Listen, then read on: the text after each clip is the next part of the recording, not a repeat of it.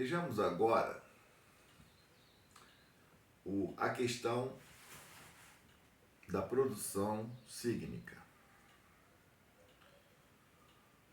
Precisamos aqui pensar no aparelhamento mental, que nós chamamos de epistêmica,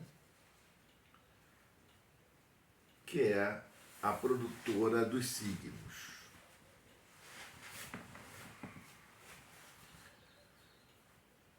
A epistêmica é formada basicamente por dois aparelhos. O primeiro aparelho é o afetivo imaginário. O aparelho afetivo imaginário, ele exerce a função inconsciente. Mas o que é esse aparelho afetivo imaginário? Como o nome já está dizendo, é aquele aparelho que produz um determinado tipo de pensamento ou um conjunto tipificado de pensamentos, sensações que ocorrem na epistêmica, principalmente naqueles que possuem um cérebro bastante desenvolvido. Então, podemos incluir aí, e eu gosto muito de particularizar, os mamíferos, onde os homens estão incluídos. Então vamos pensar no aparelho afetivo imaginário dos animais domésticos. E o melhor exemplo é o cachorro, indubitavelmente. Você pode até discordar. Ah, eu gosto mais de gato. Tudo bem, problema. Você já viu seu cachorro sonhando?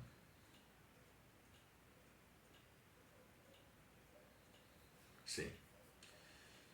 Por que nós sabemos que os cachorros sonhamos? Por quê? Primeiro que você sabe que ele está dormindo.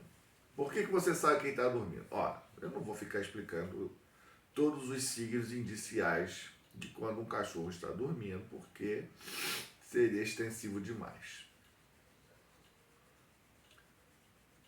E como é que eu sei que ele está sonhando? Eu sei que ele está sonhando porque ele mostra através disso do comportamento corporal.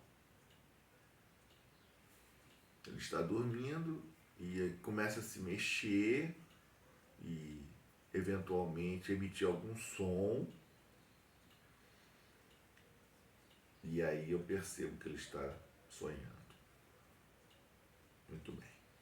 Então, através dos signos indiciais produzidos pelo animalzinho ou o cachorrão, eu sei que ele está sonhando. Quem produz isso? O que produz isso? O aparelho afetivo imaginário. Então, o sonho é uma função do inconsciente. E o inconsciente é uma função do aparelho afetivo imaginário. São as saracuras aí.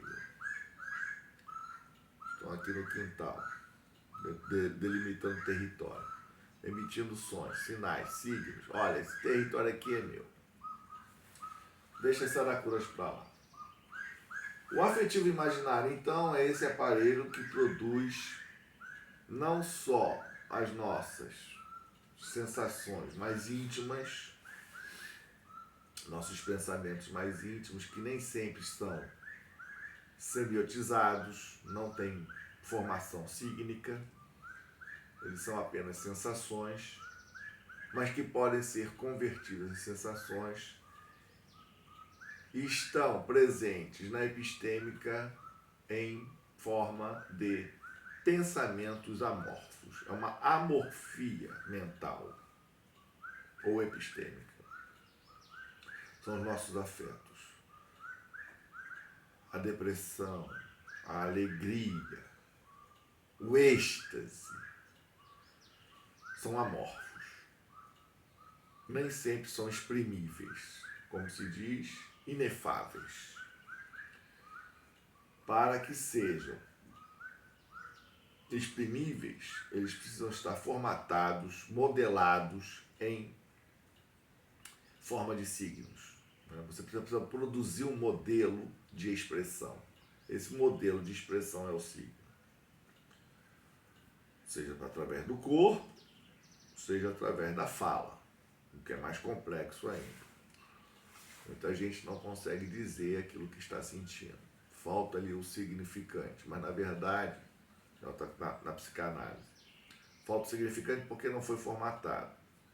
Existe significado, mas não existe significante. Então não existe signo, tá?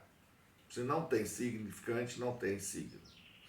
Porque, como ensinou Ferdinand de Saussure, o signo só existe se estiver articulado simultaneamente com a sua expressão significante e o seu significado, e o seu formato significado. Então, afetivo imaginário é o aparelho que produz, essencialmente, os pensamentos e as sensações amorfas. Possuem significado, mas não possuem significante. Como é que eu sei que possui significado? Por experiência própria, obviamente, e pela experiência transmitida por outrem. Como na linguagem eu consigo pensar junto com outra pessoa, na expressão linguagem, na língua, eu sincronizo ou instrumentalizo a sincronização do meu cérebro com o do outro, eu posso deduzir, por inferência, que possuímos as mesmas características. Então, resumindo, o aparelho afetivo imaginário é aquele que produz a amorfia mental do pensamento. É o pensamento amorfo. É o pensamento não modelado, mas que possui sentido. É a base da produção do referente. O pensamento amorfo é a base do referente. E o que é o referente? O referente é o estado pré-sígnico. Ou seja, não existe signo, existe um significado não formatado essencialmente, portanto, não existe signo, mas existe significado, não tem significante. Eu produzo os pensamentos mais íntimos através do aparelho afetivo imaginário. Para muitos, e dentro da psicanálise freudiana principalmente, esse aparelho afetivo imaginário pode ser confundido com o inconsciente, mas não é inconsciente. Para nós, o inconsciente é uma função do aparelho afetivo imaginário.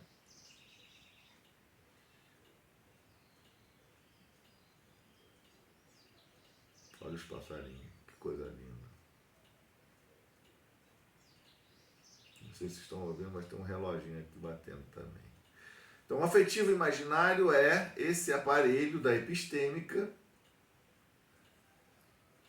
que produz a qualia. O qualia, né? Da filosofia da mente. Mas como é que eu sei que existe, então, um aparelho afetivo imaginário? Eu sei que existe um aparelho afetivo imaginário porque eu racionalizo através de outro aparelho da epistêmica, que é o aparelho cognitivo modelador,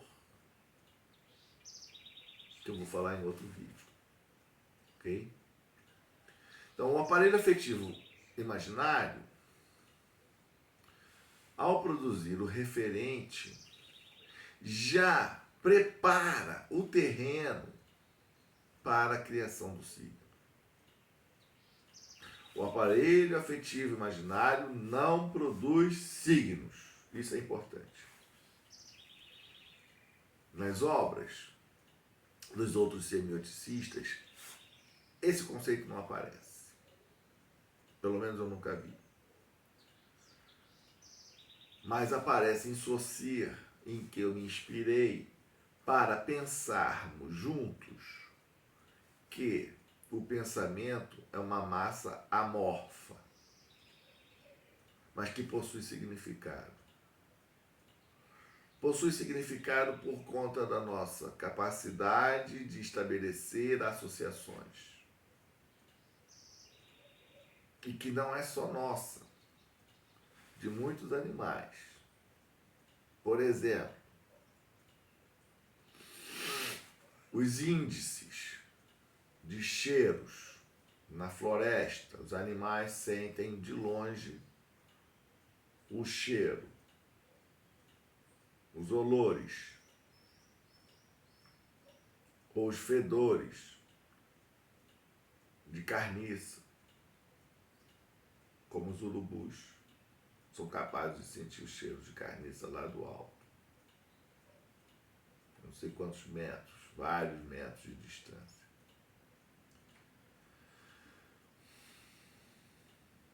Então, esses elementos são associações que produzem significados.